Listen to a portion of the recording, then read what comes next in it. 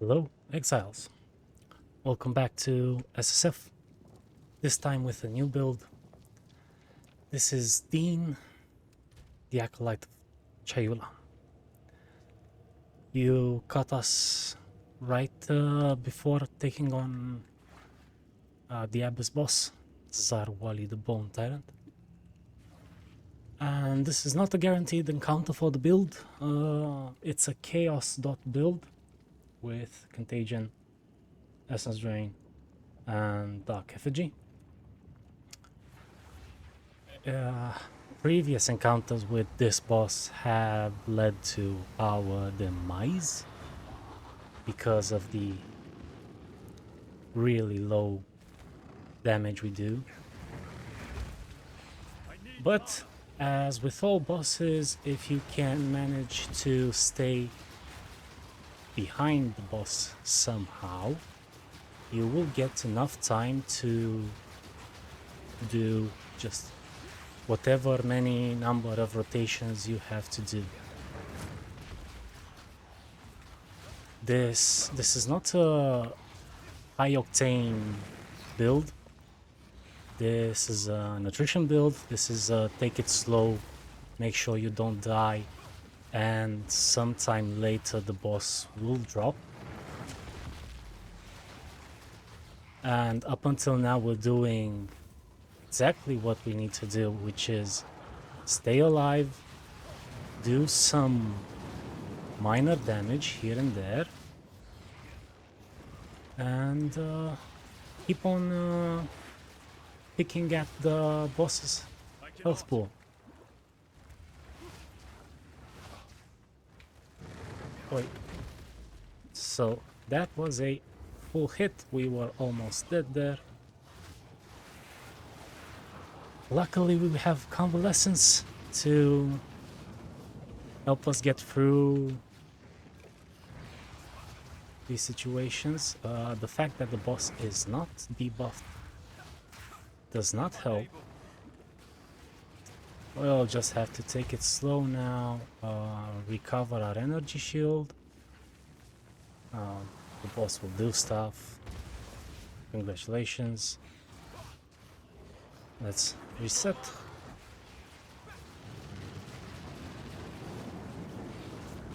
And again, try not to die, try to keep all of your debuffs up, and eventually 3k damage. That was thankfully not a crit, and thankfully not a successive, 2 successive hits. If you're looking at my energy shield and you see it kind of static for any amount of time, that's because the build requires you. That was close. Okay, let's stop. Requires you to stop casting your spells in order for your energy shield to recover. And the boss is down.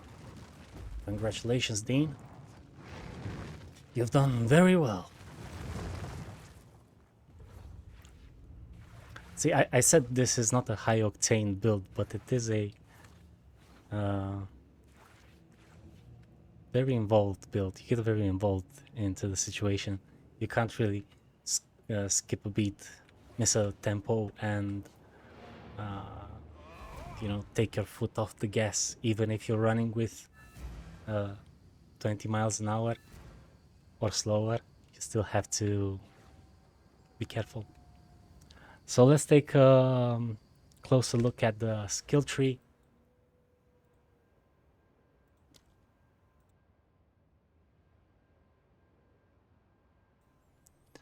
What we've done is we've come up away from the monk nodes to spec into anything and everything chaos damage. I believe yeah, that's everything that's chaos damage related, except a few minion nodes and physical to chaos conversion, which we can't use. Yep. And we've added some defensive layers because we're trying to go chaos inoculation. This is the first build in the league where I'm using Chaos Inoculation. So lots of energy shield recharge. Well, that's slower, but you still get a lot of energy shield recharge, stun threshold, energy shield recharge. So your standard energy shield based build. We're looking into moving into Mind Over Matter, but not with this low amount of mana. We need at least 3,000 or 4,000 mana to get there. You're gonna get there with gear that we don't currently have. Regarding the Ascendancy, it's a cute idea, but it doesn't work, because while you get Flames of Chayula, as you've seen during the encounter, there were many flames. They leech double times 7, 14% of your maximum mana to you. 5 of the flames leeches almost 100% of your mana. That's 90%, which would help you sustain your casting, your damage. And the cute idea that doesn't work is Ravenous Doubts and Consuming Questions. It doesn't work because even if we leech 100% of our mana with the flames, overall during the encounter, or keep leeching 14%, 14% of 1000 mana is 140 energy shield. It's nothing. Not to mention that you cannot recharge it, and because of Event Horizon, you always lose it. So if you're going to play this in a trade league and you want to invest a lot of currency into it, you can spec into a huge mana pool, like 5,000, and then it's comparable to your shield pool, and maybe you can sustain both your mana and your shield with these 8 nodes. But right now in SSF, it's not working. Could work, it's not working. On skill, we're not going to go in depth on the skills. You're going to find them in the Mobalytics page. Essence Drain, which is your spammable ability, but then you're losing because of 3%. You can cast 10 of these, but then the boss whacks you. Not ideal. Also, the Chaos Dot does not stack, it refreshes. This thing. Currently running level 19s without quality because we've run out of Gem-Kata Prisms. Contagion, again, good for clearing. The whole idea of the build is, you've not seen it in the showcase before because we've only started with the boss. The whole idea of the build is you drop Contagion, you drop Essence Drain, you drop Despair because you socket it with Decaying Hex, so this adds some chaos damage as well. You drop Profane Ritual once the first mob has died, and all of these chaos dots are then propagated throughout the map. The idea is you drop your Contagion, and then you strut around the packs, gathering more packs to follow you, which then in turn would mean more targets for Contagion, which then it means in the end everything dies along with you, because you have Withering Presence, which also increases the damage the Chaos Dot deals, which is one of the few ways you can scale it, with Persistence and Cannibalism, which is currently useless, not useful anymore, because we have Chaos Inoculation. Additional tools are Hex Blast and Blasphemy. Blasphemy, so that when you run through the packs, everything is moving slower and they don't get too many hits in on you. Convalescence, because right now this is the only way we can regenerate energy shield in an encounter. Because we continuously lose energy shield, and by default losing energy shield counts as being hit, so your energy shield does not recover, and if it does start recover, it stops. So cute idea. This is what would make the build a bit more fluent, because you would run through the maps, strut through the maps, and pick up the flames of Chayula, and then you would recharge your energy shield because you would leech mana. And another caveat is that you need to have missing mana for the leech to activate, so that your spirit, your shield also regenerates. So dropping a single contagion and then running around the map will keep you at full mana, so there's nothing to leech into, nothing to regenerate your shield. It's a cute idea. I like it. I really like it. Ever since the league started and I saw this support gem extraction, I said, okay, I really want to use extraction. Also, where is it?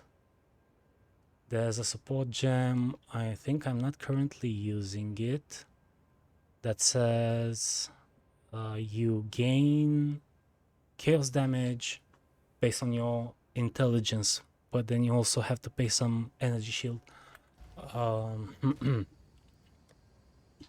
Let's take a quick look at it.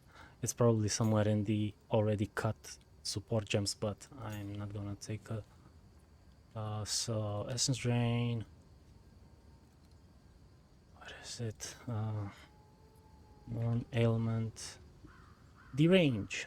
I'm already using derange. Awesome.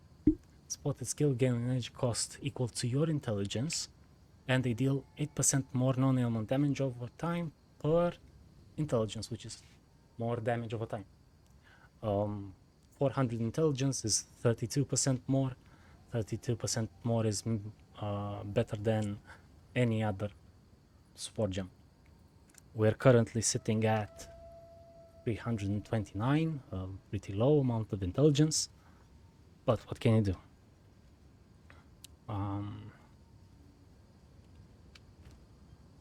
The gear is, as far as SSF is concerned, top of the line. A +4 to all chaos spell skills, +2 to all spell skills, +1 to all spell skills. That gives you a huge damage increase. As you know, all skill gems have kind of quadratic growth, exponential growth after level 20. This is 28. It deals up to 610 chaos damage. It's a lot. Just to let me just cool. We got okay, just to see what's the base damage without the skill increases. Yeah, I know there is a little bit of spell damage and chaos damage increase, but overall it's minor. So without the 4 levels, you have it. Yeah, it's half. And if we take off all of the plus spell, 3000. We add everything back, 11,000. Cool, right? Another cute idea that kind of works. Yeah, some high energy shield headset. believe we took this off Clara. She was more than happy to give it away. Some high energy shield, chest armor. Resistances on the boots is, and movement speed is, and anything we can mention. Resistances and some energy shield on the gloves is okay. Life per enemy killed doesn't help us anymore since we are CI, but we don't have anything better. And some more resistances here. The rings, they're not good, not at all. Some mana regeneration rate, mana per enemy killed, and mana. This one is better. Mana increased mana regeneration rate, intelligence, increased cast speed. This is 4 affixes out of 6. It's pretty good. Overall, as you've seen, the build is a high attrition build, a low amount of damage on a constant tick. You get through the bosses if you're careful enough to dodge around the mechanics. As I said, this is a completely different playstyle that I haven't used up until now. It's refreshing compared to the other builds I've played up until now, which they just delete everything on screen. It's nice to take some time, engage, disengage, wait for your energy shield, your vitality to recover. But right now, as it stands with the Ascension, there is little you can improve. If we find in the next patches that we get a way to leech mana off of spell damage, then this becomes as clear as day. You go Acolyte of Chayula, Chaos Inoculation with huge amounts of energy shield and mana, and you just live through everything. You deal your constant damage, even if it's this low amount of constant damage, but if you leech, let's say 10% of your spell damage as mana, you get 69 mana and energy shield. So you can, this becomes spammable. Everything becomes spammable, and because you're constantly using your mana without being hit, you're constantly regenerating your shield, and not to mention damage over time still is spell damage. It should be spell damage, so that will also leech mana back to you. If that fails, we don't worry. We have Dark Effigy. We deal like 1.7k on the maximum range every 0.4 seconds, but you deal this one projectile for each debuff, so you have 1, 2, 3, 4 maybe, and with the poison 5, so those are 5 debuffs. You multiply this by 15, by 5, and then that's for a single totem. If you use 2 totems, you get 10 times the damage here. If you can get more than 2 totems, like 3 or 4, which is possible with if you spec into, where is it, Ancestor Bond. Yeah, you get a very high spirit on your scepter, increased spirit on your gear, drop 5 totems, that's 25 times the damage of whatever you see on your Dark Effigy. Is it a lot of scaling? Well, you're not gonna get this build into the millions, because let's do a simple calculation. That's 3,000 damage per second times 25. That's 75,000, right? As damage per second, and then because you're trying to dodge the boss mechanics, you're sticking close to the boss. Your withering presence is there to improve that damage again by maximum of 70%.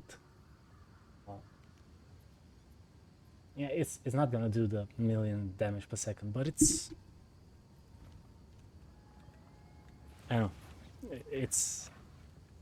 it's an interesting idea. I remember in the old game, one of the simplest builds, one of the most comfortable builds you could do was a witch with chaos damage over time, Essence Drain Contagion.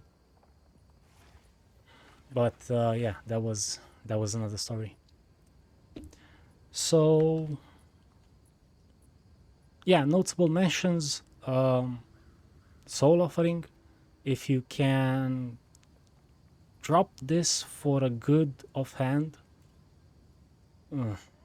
This looks nice, but I don't get enough spirit to raise more than 6, I believe, 6 skeletons. You can see them there, which is 30% added chaos damage.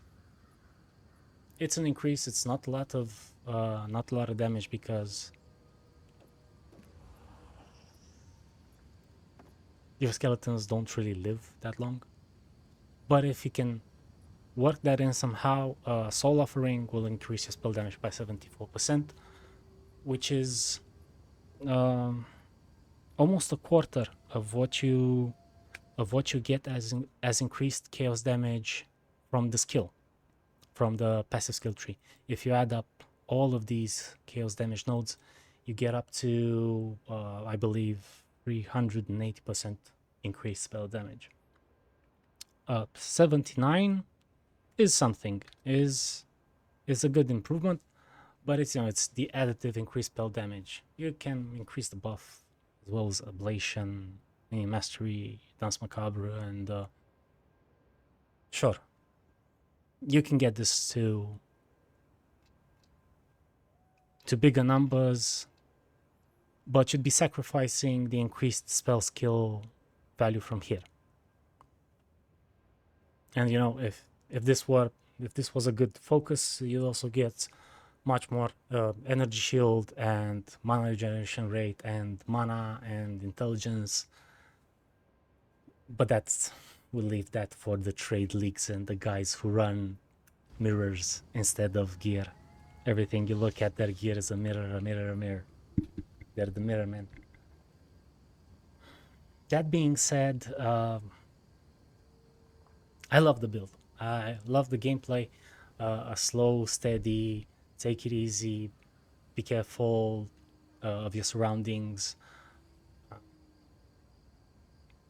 We're going to try and get more proficient at this kind of gameplay, because everything you have to do with the build is just dodge the boss mechanics, dodge the pack projectiles, like play the actual game, and meanwhile your chaos damage over time is doing work. I'm gonna have some fun with the build for the next few days, but I do have to mention, while the idea here is nice, it's not completely synergistic, because there is in the Lich Ascendancy, there is a node. Let's see if we can. Yeah, there's a node. It's called Eldritch Empowerment. It says your spending energy shield does not interrupt recharge. which is going to help a lot with sustaining this type of build. And also, see, since his Lich does have some support for chaos damage, I'm still going to play this one for a little while, but then I'm gonna raise a witch, and I'm going to have the witch do the same thing that Dean here is doing. I think it's gonna be better. Until then, thank you all for watching, and goodbye, Exiles.